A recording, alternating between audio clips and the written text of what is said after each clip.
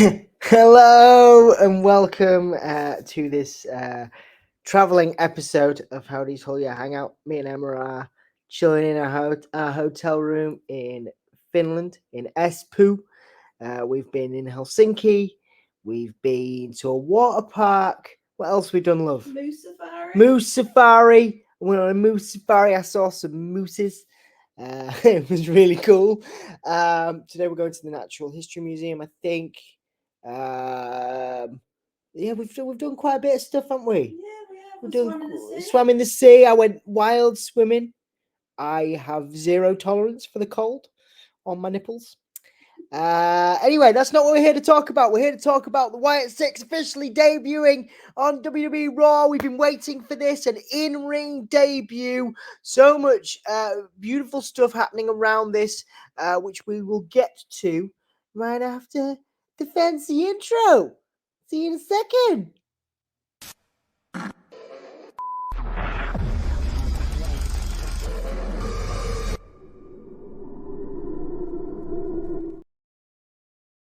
Okay, I've got the giggles. It's weird doing it, and it's weird doing it like this, you know, in a hotel room. But it's good. I've enjoyed it. I was watching the Olympics on mute while we do this. Some interesting stuff happening there. Britain won a gold, right? We won a gold. We did. We won a gold. In the running yesterday. There was a legendary lad, Mondo from Sweden, who broke the world record. Anyway, I'm procrastinating. I've got ADHD, and I haven't had my. Well, I have a cup of tea. I'm going to have a sip of tea to get myself in the zone to do this because I'm half asleep, even though it's like 11 minutes past 12. Right then, let's get on it. So, the beginning of Raw was prefaced by a social media post, sort of harking back to the fact that 11 years ago in Baltimore, where Raw was last night, the Wyatt family debuted. Bray Wyatt debuting with Erick Rowan, the last surviving member of the Wyatt family, who is now, of course, in the Wyatt Sicks, and Luke Harper, Brody Lee, who, of course, also passed away. So they made a big deal out of the 11-year gap and how Bray Wyatt debuted at this time 11 years ago. Foreshadowing, of course, the in-ring debut of the new faction, the Wyatt Sicks, featuring Dexter Lumis, Joe Gacy, and Erick Rowan, of course, alongside the leader, Bo Dallas, Bray Wyatt's real-life brother, as Uncle Howdy, and Nikki Cross as Abby the Witch. Of course, for those that do not know, Dexter Lumis has taken the role of Mercy the Buzzard, and Joe Gacy has taken the role of Ramblin' Rabbit. I think I got that right. Anyhow, correct me if I'm wrong, as I'm sure you will. So what happened last night is we had the package, that Bray Wyatt package again that I just alluded to, saying 11 years ago a prophet was unleashed. And then we also had another video featuring Joe Gacy, of course. So we've had the previous weeks, we've had different members in these cryptic videos. So each of them has had a moment to sort of shine, so to speak. Dexter Lumis, who never actually said any words on WWE programming in his previous gimmicks, using the phrase run, which is, of course, a Bray Wyatt reference as well. You had Nikki Cross, who kind of playing the sort of witch character, just screaming. So we didn't really get any kind of dialogue from Nikki there, but we had some very specific and very in-depth stuff from Uncle Howdy interviewing, well, himself really. Bo Dallas being interviewed by Uncle Howdy, and of course Erick Rowan reflecting on losing his tag team partner Brody Lee, Luke Harper, and of course Bray, as again the original member, or one of the last surviving original members, if you count Braun Strowman, although he wasn't in the first incarnation as Erick Rowan was. So we've had some quite in-depth stuff, and this one was Joe Gacy, so it was Joe Gacy's turn. A lot of people are theorizing that Joe is the sort of second coming of Bray, if you will, the most kind of Bray Wyatt-esque in his sort of in-ring style, look, etc. I think this is pretty cool because we got some really interesting stuff in terms of his in-ring mannerisms tonight, which we'll talk about, or last night rather. So after that package that I mentioned, mentioning a prophet was unleashed 11 years ago, and of course the full circle moment, the idea of full circle being, that's something Bray alluded to a lot. Life is a circle, etc. And again, that sort of circular element to this coming back. Waffling on. Where are we? Okay. So we had the Joe Gacy video package. We had the Bray Wyatt video package before that, and of course we got the debut. So the main event of Raw, which again shows you that while of course the most, some of the biggest and most popular stuff in WWE right now is of course Roman Reigns' return at SummerSlam, CM Punk, Drew McIntyre, and Seth Rollins, and of course the Judgment Day breaking up into factions now, the new Judgment Day and the Terror Twins, which I believe is what they're going. Rhea Ripley and Damian Priest are calling themselves now. These are, of course, big, angles and getting lots and lots of views, etc. But the Wyatt Sicks is, is still very, very popular. It's definitely in that sort of top 3, top 4 space. And they gave the Wyatt Sicks debut the main event of Raw after SummerSlam, of course, SummerSlam being the second most kind of important PLE, pay-per-view, whatever you want to call it. I thought that was really cool that they got the main event spot against Chad Gable and American Made, which I think is what they're calling the faction that Chad is leading now with the Creed brothers. We had the Wyatt Sicks debut using the theme song Shatter, which is of course Bray's last theme song. Shout out to one of my favorite bands, Code Orange, who of course did the vocals on that track. Beautifully sort of done. You had the fireflies out. You had the full. We'd had the sort of the bell repeated over and over again for the last few weeks, ever since the debut, but nothing more than that. It was kind of hinted that we might be getting the Shatter theme, but that is what we got. We got the full theme, which I thought was again beautifully done, and we had some fantastic in-ring action. Dexter Lumis getting the pin off a splash.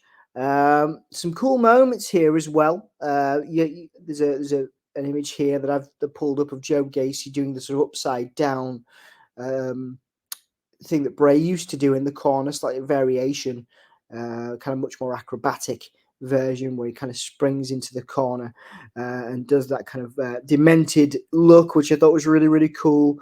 And then, of course, you had the finish of the match. It was relatively short, again, probably to showcase the sort of dominating element of this new faction. Dexter Lumis looks great. Obviously, he's just turned 40, and I think he's having a great career resurgence with this new faction. I love the dreads, but I think he looks great. He's a lot more animated than he was before, playing that kind of creepy serial killer gimmick. He's a lot more animated and a lot more, visual with his expressions, which I really liked.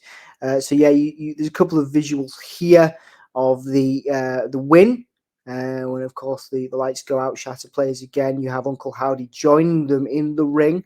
Of course, the 3 winning members, Gacy, Rowan, and Lumis, and of course you had Abby the Witch joining as well. Interestingly enough, you do have, obviously you had Lumis, Gacy, and Rowan all unmasked, while you had Uncle Howdy outside the ring in the rocking chair, which I hadn't alluded to before. Of course, that being another trademark of Bray.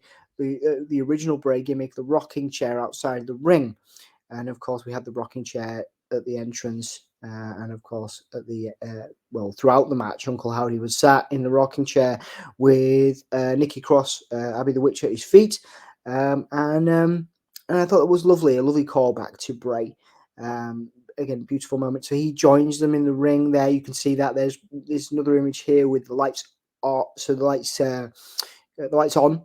So that was the sort of lights off at first and then lights on, so you see a much clearer image of the 3 winning, and you see green shirt guy very excited there in the bottom right. I always enjoy his reactions. So that was really cool. And also I didn't get an image of it, which I regret now, but there was a lovely little bit of footage. I know it's all over Twitter and social media of after the Raw went off the air, because again it was the last segment of Raw, of everybody hugging and pointing to the sky and things like that, which I thought was really beautiful.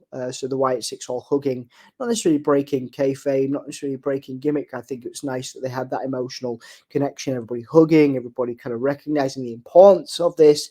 Again, honoring the legacy of not just Bray Wyatt, but also Luke Harper, Brody Lee. And I thought that was really fantastic. I thought it was really well done again on a packed show. And of course, props to everybody involved in WWE right now for doing some great storytelling, what I would call some of the greatest storytelling of the last sort of decade. I thought SummerSlam was the best SummerSlam I'd seen in a long time, in a packed out Raw where you've got people still talking about the return of Roman Reigns. You've got people talking about the breakup of the Judgment Day, Dom Mysterio and Liv Morgan and all that stuff. Very, very popular stuff. CM Punk, Drew McIntyre, Seth.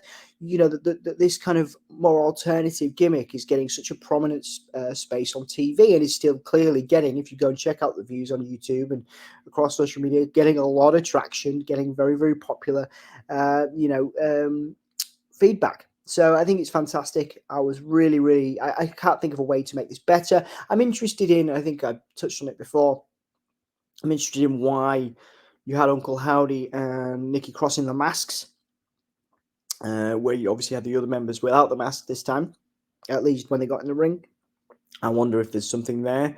Of course, there are other channels and people across social media, of course, in the wonderful Bray Wyatt sort of fandom and community picking out other things. There was in the original Bray Wyatt package where they said the Prophet arrived. You had Bo was in the original Uncle Howdy mask that Bray wore, which I thought was a nice little touch. Again, so there's more stuff here that we're going to be unpacking in the next few weeks. A couple of people have picked up on, the Wyatt Sicks imagery in the background of certain segments. I think with Damage Control, of course, there's a lot of themes of Damage Control and Dakota Kai rejecting her family, kind of letting go of her family, betraying them, which is, I think, a theme that they're kind of going after here. They go after people that have betrayed family. I think there's some people hinting at Finn Balor as well, who's obviously just betrayed the Judgment Day.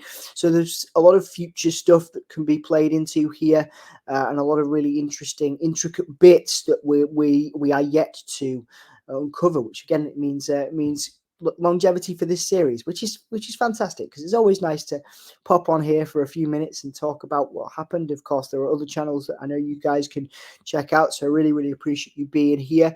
I like to do these off the cuff with a little bit of research and things, so I really appreciate your time and energy being here and watching these videos for me, and with us as well. Of course, I know Dan's been ill, but he always appreciates your time on Raw. Anthony, of course, appreciates your time on Wednesdays for AEW Dynamite, and yeah, it's been nice to check in from Finland as we're getting some geese, I think, in outside. You can hear the geese there. There you go. Anyhow, right, I'm going to get off, guys. I'm going to finish my brew, and we're going to go do some sightseeing before we come back. I'll be back in the UK by Friday, which means I'll be back in the normal space in the wrestling office next week for next week's Howdy's Holy Hangout. So I look forward to seeing what happens post this debut. Thank you so much for watching, guys. We will see you again in a few days. All right. Bye.